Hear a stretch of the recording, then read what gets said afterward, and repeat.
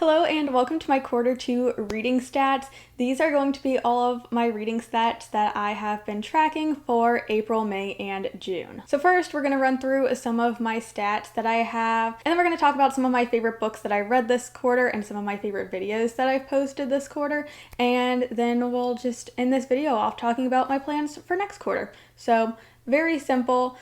Let's just go ahead and jump into the stats. First and foremost, I read 32 books this quarter, and for the year, that makes my total 60. So I've read 60 books in the first half of 2026, which is really exciting.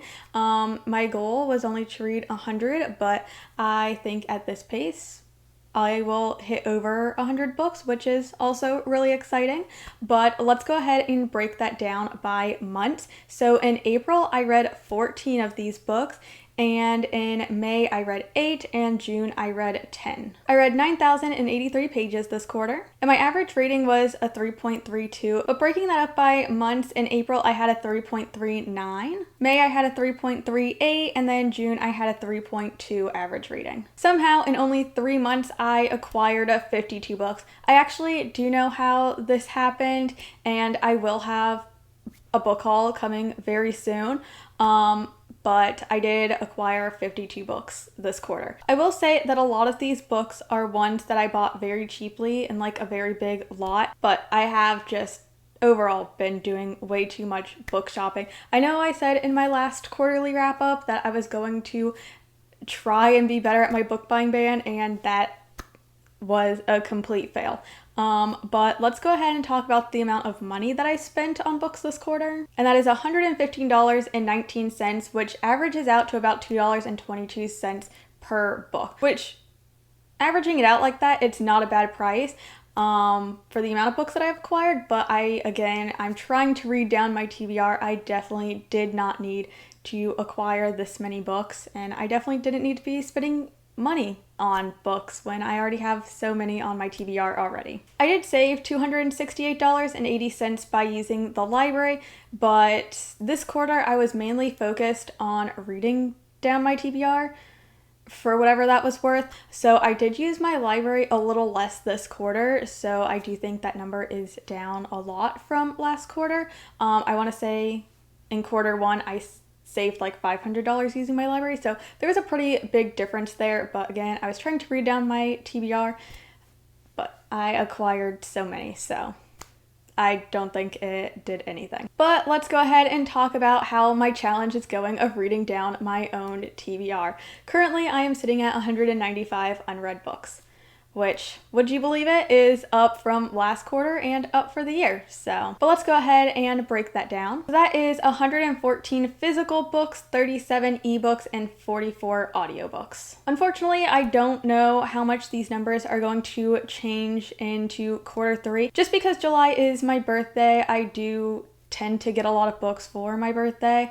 I tend to also spend my birthday going book shopping, so I'm not really sure if much progress is going to be made next quarter.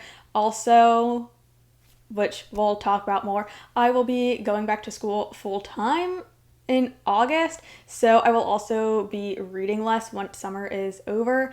And yeah, I just don't really know how much progress I'm going to be making on my actual TBR, but we shall see. We'll hold out hope that something will happen there. Sadly, this quarter I also did not have any 5 stars. I didn't have a single 5-star this quarter, which is so sad. I think that definitely reflects in my average ratings.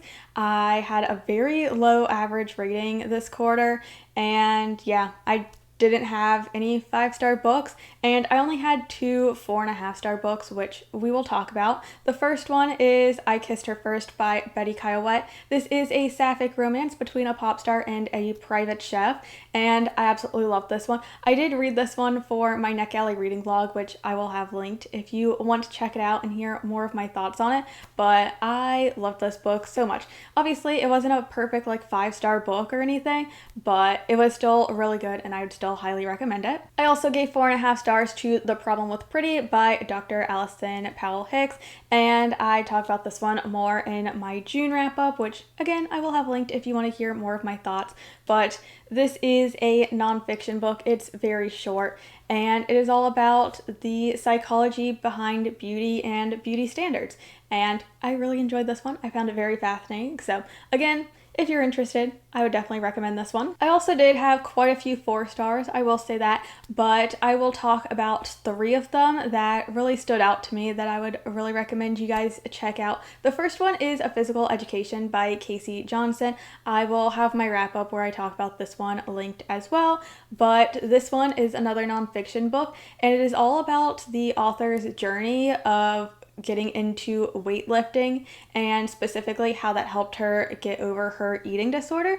And again, I just found this one really fascinating. I personally have never thought about weightlifting or how lifting weights can affect how someone perceives eating. And so yeah, I just found a lot of this very interesting. I really loved how passionate you could tell this author was about what she was writing about, and I always love that when you can feel an author's passion in the book that you're reading. So yeah, I would really recommend this one. Die For Me by Shirley Nabobi. This is another one I had in my NetGalley reading vlog, and this is a paranormal romance that I absolutely loved. I was so shocked by the things that happened in this book. It definitely took a twist on the paranormal romance vibes. It definitely had some thrilling aspects to it near the end, and this one just really shocked me with how much I enjoyed it. Again, that reading vlog will be linked if you want to hear more about that one. And then Bull Moon Rising by Ruby Dixon. I actually binge read this duology, and I talked about that in my June wrap up, but this is more of a historical fantasy with also a romance in it. It is a romance between a human woman and a minotaur. This one I definitely would say is very different from her Ice Planet Barbarian series, which is the only other series that I've read by this author, but this one definitely has more of a focus on the fantasy aspects, and I just thought this whole world was very interesting. I loved our characters. This is a marriage of convenience. There is found family in this book, and I just really enjoyed it and would highly recommend you pick it up. So those are kind of all of the reading stats that I had for this quarter. I definitely didn't have too much. I don't really have too much to say. While I was reading a lot, just a lot of the books weren't favorites or anything special. It was just such an average quarter for me that I really have nothing special to say about it. So there also weren't any stats that I really cared to talk about or share just because I didn't think they were too interesting. But let's go ahead and talk about my favorite videos that I did in this quarter. So first is my Emily Henry reading vlog. I read 3 of her books, and that one was such a mixed bag, which I thought was really fun. I have really enjoyed Emily Henry books in the past, and so I want to catch up on some of her other books that I had not yet read. And yeah, I like being up to date on the popular books. I think Emily Henry's is a really great writer, and so yeah, I had a lot of fun doing this video even though it was a bit of a mixed bag. And yeah, I think if you're interested in Emily Henry, her books, or just like hearing me talk about them, definitely go watch that video. The other one that I did was Instagram Controls My 24-Hour Readathon.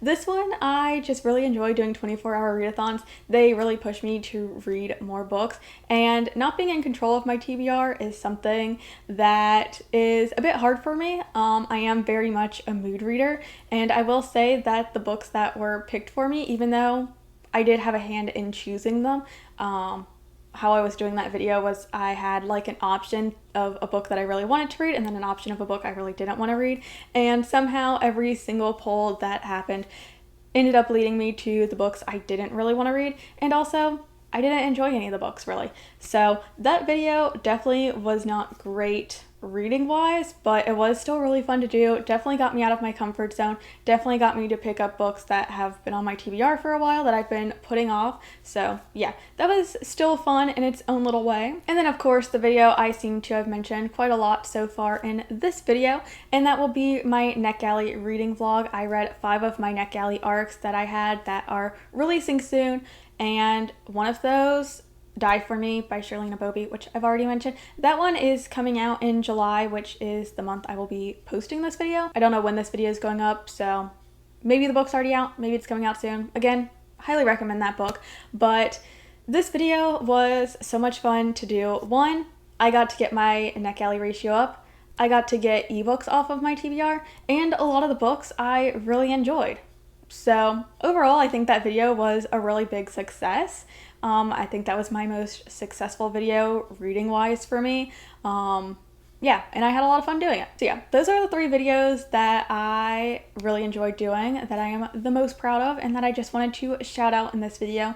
Now, let's talk about some of my plans for next quarter. So as we already talked about, July is my birth month, and I do have plans to go to quite a few bookstores, and I just sort of assume that people are going to be gifting me books for my birthday, because as someone who reads and obviously talks about books is usually what people gift me, which I'm really thankful for. And thank you to anyone who does gift me books off of my wish list. I do have that linked, no pressure at all. You definitely don't have to send me any, but that wish list is always linked in the description. And I know I've had a few people who actually send me things off of there, so thank you very much. I really do appreciate it. But July is definitely a month where I am expecting to acquire quite a few more books, and that is definitely going to hurt me reading down my TBR, but I do just love books, so it's sort of a win-lose situation. But yeah, I definitely don't expect to make too much progress on that. However, in July, I am also starting Herc It, the hardest reading challenge you've ever done. It is round 3 of it. I will also have that video linked. I recently posted it, and I'm really excited to do this reading challenge. I have been watching so many people do 2.0, and I just feel like I have been missing out on this reading challenge. It looks really hard, way too intricate for my little mood reading brain, but it is something that I want to attempt and try, and I am specifically going to try and do all of those prompts with books off of my own TBR. So I'm really excited about that. Hopefully that helps me actually focus and read down my TBR, so I'm hoping that helps, but we shall see. But I am really excited to start that. That is a yearly challenge, but it does start in July.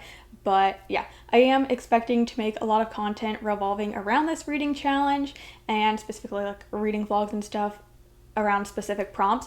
But yeah, I'm really excited for that, and we'll see how that goes and how it affects my reading. Also in July, which will probably be happening before this video goes up, but that is Summerween, which is hosted by Gabby Reads. I am participating in that this year, and I am filming this on July 1st, by the way, for context, but that readathon starts July 3rd, and so yeah, I am going to be participating in that. I do plan on vlogging it, and yeah, we're gonna get some of those spooky books off of my TBR. You guys will get a vlog of it probably not too long after this video goes up, but that is some plans that I have for July. August, like we already talked about, that's when I will be going back to school full time. So currently in the summer, I'm only taking 2 classes. Starting in August, I will have a full schoolwork load again. And so I do expect to be reading less come August, just because I will be more busy. I won't have as much leisure time as I currently do,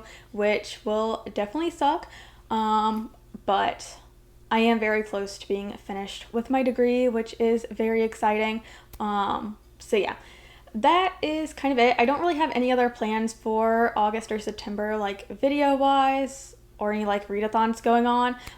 It'll mainly just be Herc It that I'm doing. So yeah, those are kind of all my plans for next quarter. July is going to be a busy month, and we'll see how the rest of it goes. All I can really say is that I hope next quarter I at least find a 5-star book. That's really all that I'm asking, is at least one 5-star book next quarter, because going 3 months without a 5-star read is very sad, and it definitely puts me in a little bit of a reading slump. Like, I definitely don't want to keep reading books that I'm not enjoying, and so I'm hoping to find new favorites next quarter.